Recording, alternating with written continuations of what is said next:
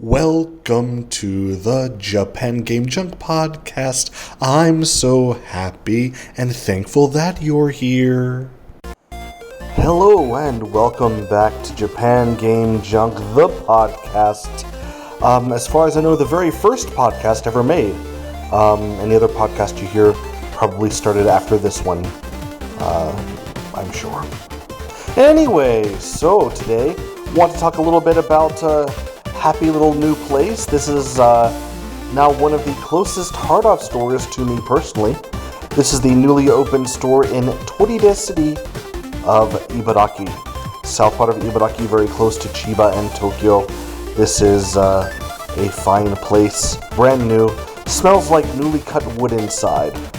Before going over what I saw outside, this was a bit of a comical scene. So I was walking in from parking, and there's a very low curb from the parking lot to the sidewalk leading into the store, and I did not see it, and I tripped over it, and had a couple of hopping steps there to try to keep my balance. I could not, but this is when I truly felt proud outside of wrestling to have trained in professional wrestling, because as I was going down, when most people might put up their hands to break the fall or whatever, naturally, without even thinking, I just kind of rolled forward and did a kind of a somersault to cushion the blow, and ended up in a sitting position with my phone in my right hand, never leaving, just safe. And my bag around my neck that I had there, like a crossbody bag. Everything just kept upright and nice, and a couple people who were there nearby did a bit of a laugh there because it must have looked very comical, but yeah, no injury at all, nothing. It was, most people, I guess you would have scuffed up hands at the very least, but no, I'm very proud of my recovery from that trip and fall outside the Toride Hard-Up store, and this was on the 12th of April, 2025. So, going on in there, the first things that were noticed were, first of all, they have many portable Nintendo systems, many in the showcase, ranging in price from 3,000 to 10,000 yen for old DS, DS Lite, Game Boy Color, Game Boy Pockets, and so on, with various degrees of screen burn and such. But typical price, but I was impressed by how many they had of everything. They did have the Zelda's Skyward Sword Special Edition Joy-Con GameCube. Not GameCube, I'm thinking Switch. Special Switch with the those Joy-Cons from that game. 20,000 yen. And if you not so keen on getting a Switch 2, but you're in the area, then that's the lowest price I've ever seen for that special edition of the original Switch. They also had plenty of Switch Lites for between 10,000 yen and 15,000 yen as well. They did have the Let's Go Eevee special edition GameCube Switch that included the case of the system itself having Pokemon logos all over it, and the specially colored Joy-Cons for that. That was being sold for 32,000 yen. There was incredibly, an orange Pikachu Nintendo 64. Now I know that these are rarer than others, but 100,000 yen, that's kind of crazy. I remember when they were being sold off super cheaply like every other Nintendo 64, but hey, whatever. Plenty of games for different CD-based systems in the in the showcase there. One I noticed was Pumping World for PC Engine that I got super cheap, but here was 7,000 yen. Wow. One that I thought that was pretty good was Time Gal for Mega CD, Sega CD in America. That was 6,000 yen. That's actually a really cheap price. It was cheaper than what you would pay for it new. And for Time Gal, that's kind of a good price for that, I do believe. They did have the mini Mega Drive system for 10,000 yen for only the system. Not even a box. It's kind of crazy. They did have, unfortunately, a PC Engine Duo, which did not read discs, only the Hue cards. That was 20,000 yen. And a PC Engine Mini, 12,000 yen. I mean, it's boxed, but that's 4,000 yen than it was new only a couple years ago. Anyway, Neo Geo Pocket Color. Looks like it's in good condition, and the popular Skeleton scheme, 12,000 yen, still a bit more than I'd pay for it. And right beside that in the corner was a PC Engine Duo R system. This is kind of the highest price I'd see. One of these that does not read discs, and I'm sorry for the yawns, but it's been a tough night when I was recording this. 28,000 yen for a PC Engine Duo R that does not read discs. That is pricey. Puck Monster, a Pac-Man ripoff from Gakken, released in the early 80s.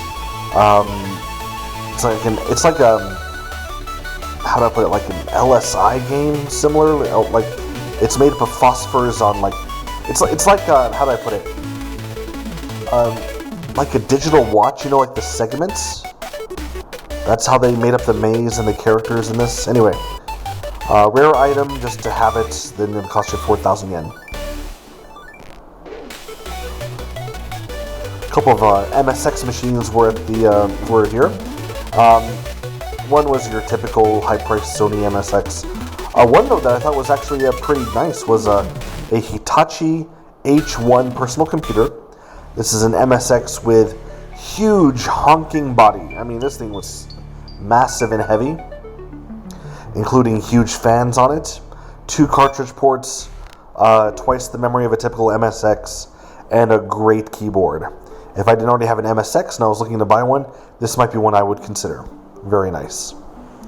Mentioned before, the Mega Drive Mini without the box was 10,000 yen. If you want the Mega Drive Mini W with 2 controllers boxed, that's 15,000 yen. Wow. Then there was something very unfortunate, a cassette vision. I still really want to get a cassette vision, and here it was 4,500 yen, but it said it did not work. Very, very sad. Especially because there was one that did work called a Super Cassette Vision, and this one said it does work, but the graphics come forth way too fuzzy. For 10,000 yen, that's a bit much to deal with.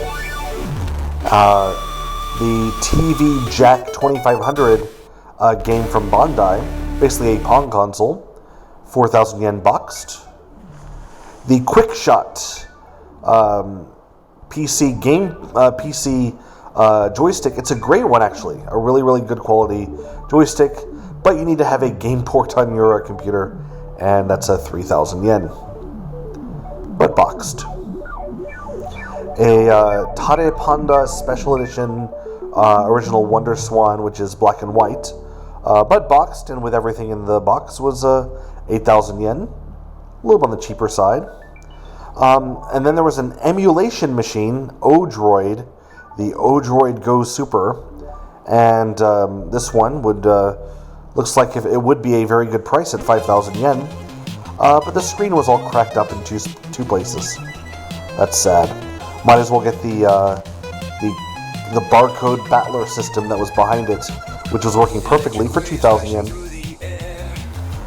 There was a twin Famicom with, as expected these days, not working floppy disk drive, but working cartridge drive for 10,000 yen. And there was a PlayStation Real ASCII arcade stick. One of the better built ones, very heavy, very metallic controller, and it was not too bad at 2,000 yen, and it was actually the weird camouflage color one, but it was covered in scuff marks, very dirty. A complete Super Scope for the Super Famicom in box, 1,000 yen.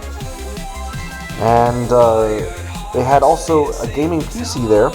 Now, I know people talk about these, what are they, Steam Decks and so on. I'm pretty sure it's not for me, I'll never get one, but they did have a couple of gaming PCs. One was a One. The maker was called One.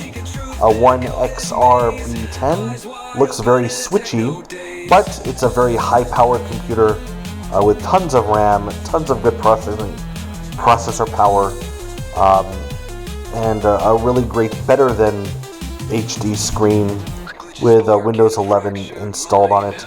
That was 100,000 yen. But just behind it was a homemade gaming PC with incredibly high specs for 160,000 yen. Just a nice homemade computer. And then the last thing I wanted to mention was the Pocket Monster, the Pokemon games that were there. Perfect in-box for the original Game Boy. Red and blue were 12,000 yen each, and green was 18,000 yen. I don't know why that one's more expensive. And also they had tons and tons of Pokemon games for the Switch. Basically all of them were there, just card only. May have been people selling collections or kids selling collections, ranging in prices as you might expect from lowest about 1,500 yen for which one's this? Can't even see it's the silvery one for GameCube, I guess. All the way up to let's see. For some reason, the Let's Go Pikachu version up to 5,000 yen. There you go. But anyway, that's a fun time I had there visiting for the very first time the Toride Hard Off in Toride of Ibaraki on the 12th of April. And yeah, if you're in the area, please go give it a shot. If you're not in the area, you won't really be able to go because it's not near any kind of station or public transport. But if you're very fast, it might still smell of cut wood. Thanks so much for listening. Have a wonderful day. Goodbye to you.